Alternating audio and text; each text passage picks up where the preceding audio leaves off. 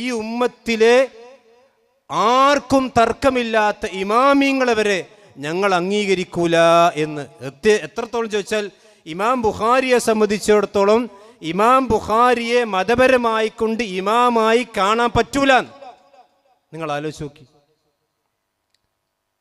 ഇമാം ബുഖാരി എന്ന് പറഞ്ഞാൽ ഈ ഉമ്മത്തിലെ ഒന്നാം സ്ഥാനത്ത് നിൽക്കുന്ന ആലിമാണ് അയിമ്മത്തിൽപ്പെട്ട. ആ ഇമാം ബുഖാരിയെ സംബന്ധിച്ചിടത്തോളം നമ്മൾ ചോദിച്ചിരുന്നു, ഇമാം ബുഖാരി സിഹിറിന്റെ ഹദീസ് ഉദ്ധരിച്ചിട്ടുണ്ട്, കണ്ണീറിന്റെ ഹദീസ് ഉദ്ധരിച്ചിട്ടുണ്ട്.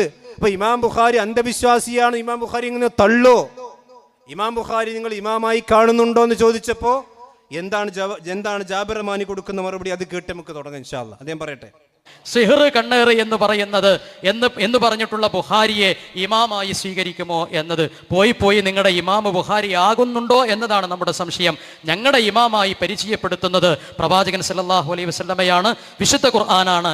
അങ്ങനെ മറുപടി പറയാനാണ് മുസ്ലിം ലോകം കൽപ്പിച്ചിട്ടുള്ളത്.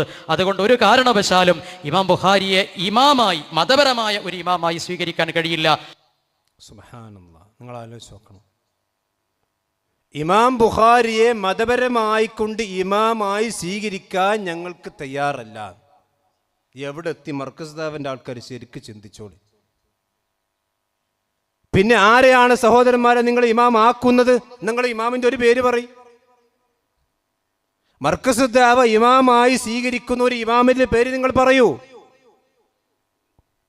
ഇമാം ബുഖാരി ഇമാമാണെന്ന കാര്യത്തിൽ മുസ്ലിമീങ്ങൾക്ക് ഏതായാലും തർക്കമല്ല, അഹ്ലുസുന്നക്ക് തർക്കമല്ല. നിങ്ങൾക്ക് തർക്കമുണ്ടോന്ന്? നിങ്ങൾക്ക് തർക്കമുണ്ടെന്ന് മനസ്സിലായല്ലോ. എവിടെ എത്തി നിങ്ങൾ? ഇമാം ബുഖാരി സഹീഹുൽ ബുഖാരിയെ മാത്രമല്ല, ഇമാം ബുഖാരിയെ പോലും ഇമാമായി കാണാൻ നിങ്ങൾക്ക് സാധിക്കുന്നില്ലെങ്കിൽ ആരാണ് നിങ്ങളുടെ ഇമാമ്? ജസ്സാസാണോ? നല്ലാമാണോ? ചേകനൂരാണോ? ആരാണ് നിങ്ങളുടെ ഇമാമ്? അത് നിങ്ങൾ തുറന്നു പറയണം. നിങ്ങൾ ആലോചിച്ച് നോക്കൂ. ഇമാം ബുഖാരിയെ മതപരമായി കൊണ്ട് ഇമാമാക്കാൻ പറ്റൂല. റസൂലാണ് ഞങ്ങളുടെ ഇമാം. എന്നാ റസൂൽ പറഞ്ഞ ഇമാം സ്വീകരിക്കുന്നുണ്ടോ?